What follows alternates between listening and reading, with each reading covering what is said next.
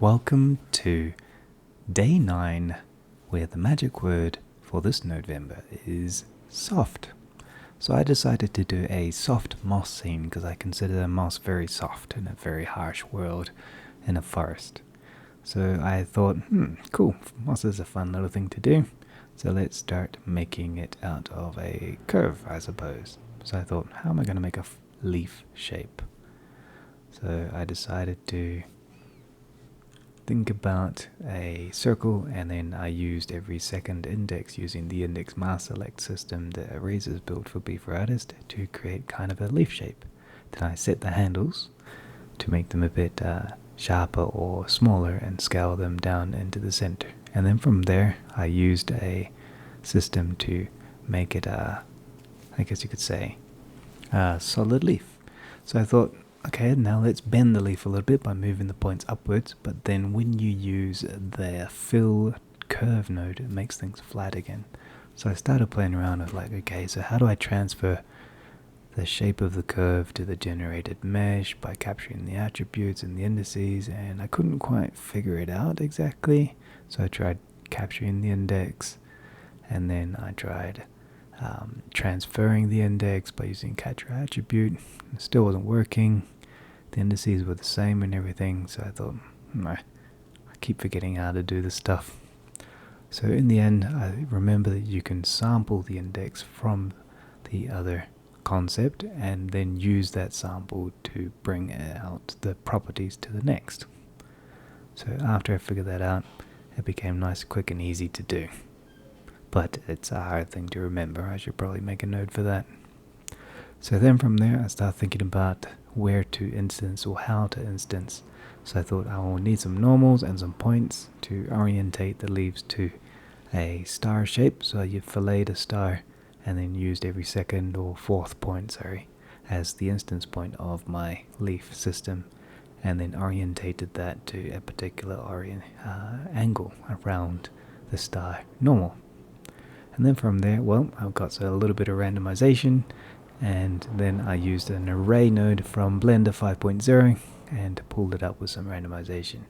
So from there, I decided to make the stem. So I got another curve, just a 2-point curve, and I thought, I could use the rotation from the array to also drive the angle of the actual curve tangent. So this is what I do, and I just try to do some math to get the same height based on the general stem shape, so I can have a stem extending beyond the actual curve. And I take the factor to define the width of this curve, and I use the curve tube node from Blender 5 to solidify that tube, which is very nice because it has rounded caps and everything. And then I set the position of the particular handle to where I need it to be, and I offset the actual shape of everything. And then I just use that same array control or gizmo to drive the shape of the stem and everything else. And then I just put it into shape, make it a little bit more cute, and maybe with 3 levels. And then now let's work on the log. So with the log, I thought, let's just use my rounded tube sliced preset geometry. With the displacement in shader, I could use the normal shape and a Musgrave noise to bring out the general idea of this tube using the displacement node asset from Blender 5. And from there I thought, cool, I can also use the auto smooth to bring out the normals, and then use the instance or the scatter instance asset from Blender 5. These new Blender 5 assets, I'm really enjoying them, and I can't wait to add more to B4 Artist as well. It saves so much time. So then from there I use the same generated moss piece of asset and throw it on, which is already starting to look relatively okay. Make sure the randomization is fine. Use a matcap just to see what I'm doing a bit better. Grand gray is not great. And then from there I start thinking about lighting and shaders. So with this log, I have some nice sharp edges and ridges, so I get my general look. And since this is the hero, I want this to go across the whole frame. And then I start thinking about some more displacement and thinking about how it might look, and I start to extract, just make sure I inherit the material from the stack, and then start working on the material directly, so I don't have to assign it inside of the actual geometry nodes. And then from there I also start thinking about the moss effect and this also will require some subsurface scattering, and I use a little bit of global noise to get some color variation into it, though it's not very strong. And then I tune things a bit more with the density and the shape of it. And then I start thinking about the ground. So I thought, it's a forest, so a forest needs to be made out of mud or dirt.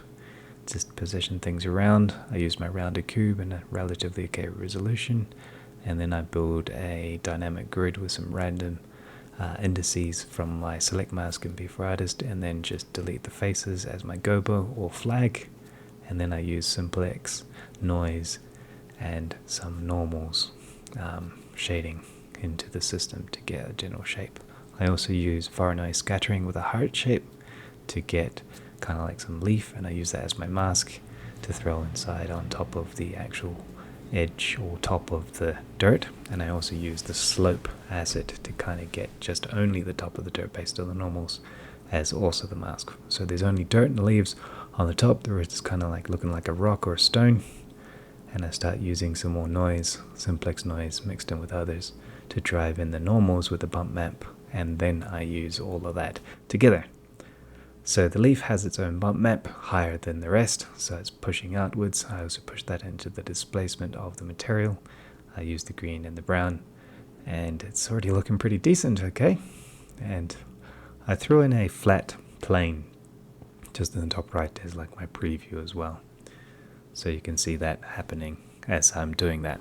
So now I'm wondering about the rest of the world, and I'm thinking about all that shading. It looks kind of plasticky at the moment. So I start tuning things a little bit more, adding in a bit of a sub-noise variation to the moss, tuning the thickness and the actual subsurface scattering. And then I start then using edge detection and some noise mixed into the wood, so I can get a nice, cool, interesting wood color. And then I bring that out into the bump as well, and also use another displacement in the shader, just turn that on. And then I continue positioning pieces into the general shape, kind of framing the dirt around the log. So I'm thinking about what else could I use. Maybe I could use like a particular asset. So I use the same painterly asset that I used in my first day, and I bring that in, but it still kind of looks 3D. So I start thinking of the background sky, what kind of color, how am I going to light the world. Maybe the world shader should have a gradient, so I throw in a gradient and start thinking of the colors and the way I light the world with my typical splitting of things. Then I go back into the compositor and think about the colors.